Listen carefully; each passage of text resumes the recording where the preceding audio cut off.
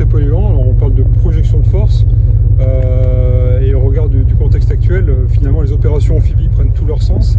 C'est être capable de rentrer en premier sur un théâtre d'opération, être capable de produire des effets dans la frange littorale, depuis la mer, en s'affranchissant un petit peu des contraintes terrestres. Donc le monde maritime offre cette liberté de se déployer dans des lieux, dans les zones internationales où il y a la liberté des mers. Et donc on peut se déployer très loin avec des capacités très importantes, des capacités militaires, de l'armée de terre, puisque la vocation première c'est embarquer l'armée de terre. Là vous voyez on est sur le pont d'envol, il y a des hélicoptères, mais on a également des forces terrestres à bord, des véhicules blindés, tous les types de véhicules des armées et des alliés. Donc on peut offrir des options militaires au niveau politique pour peser sur des décisions, pour se signaler, ou pour par exemple très récemment porter assistance aux populations françaises à l'étranger. En Haïti, le Tonnerre, qui est le même bateau que le Mistral, a évacué plus de 300 Français ou citoyens français d'Haïti durant la crise. Donc c'est pour montrer un petit peu la polyvalence du bateau. On a également des capacités médicales qui ont été employées notamment en Égypte lors du conflit au Proche-Orient sur le site de El Arish. C'était le Dixmude, aussi le même bateau que le Mistral. Alors la fierté du commandant, c'est plutôt la fierté de l'équipage, c'est se sentir utile, être tous les jours conscient que nous faisons un métier qui a du sens, en servant notre pays, la France.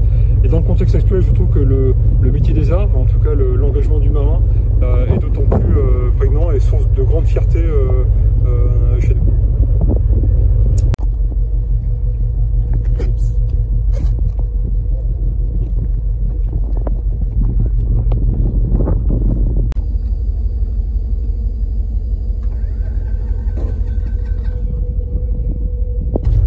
Devient-on commandant de bateau? Alors moi j'ai un parcours assez singulier qui montre un peu la richesse des parcours dans la marine.